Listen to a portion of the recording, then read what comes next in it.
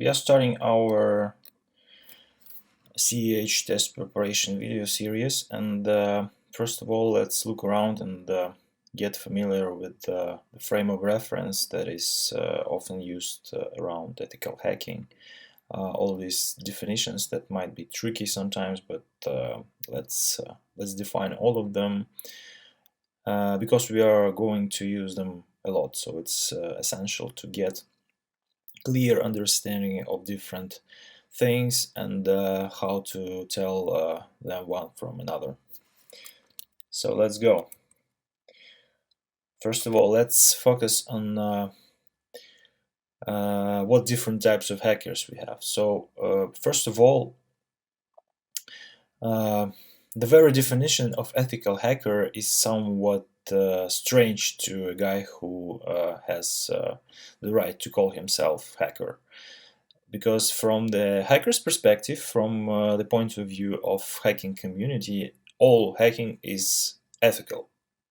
Okay, so hacking is just the way of viewing things differently, the way of digging deep into the internals of a system or an application or a door lock or anything that works somehow, right? So it is just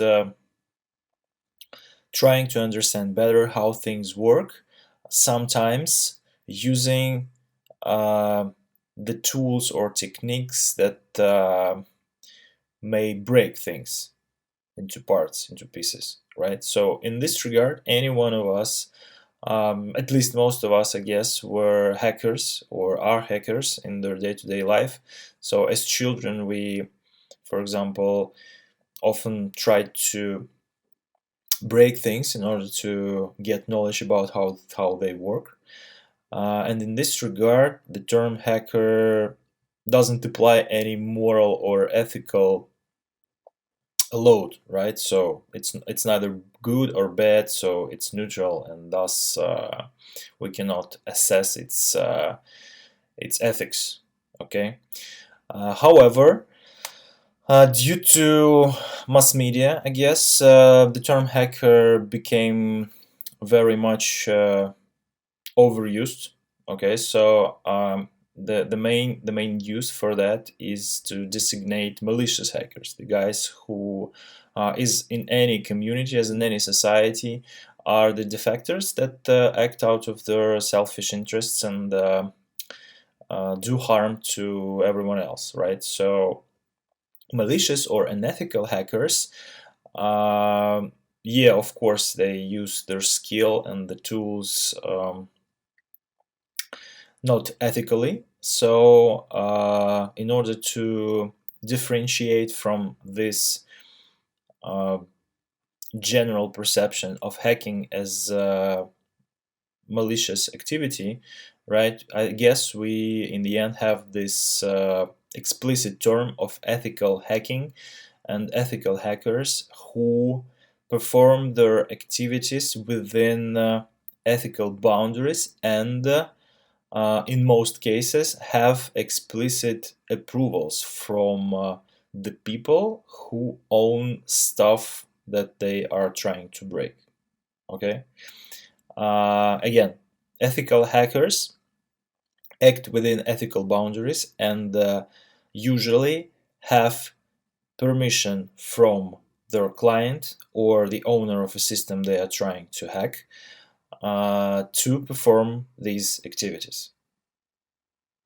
We will discuss this in more detail further in this video. Let's now leave it like that. Ethical hackers have ethical boundaries and have permission. Unethical malicious hackers act of their own interest and normally do not produce any good for the people they hack. And when we say hackers, we mean ethical ones. Okay. In this regard, we have this this traditional scale of different colors. You know, we in hacking communities we like painting. We like painting heads, for example, yeah, in different colors. So malicious hackers normally are designated the term black hats. These are guys who break the law in order to get our money or make political statements or whatever. And hat hackers, the ethical ones, are mostly employed by different respected companies or act as entrepreneurs in order to find vulnerabilities in different systems and report them to their owners in order to help remove these vulnerabilities or somehow otherwise lower the risk and in this manner increase the security posture of a company or a product.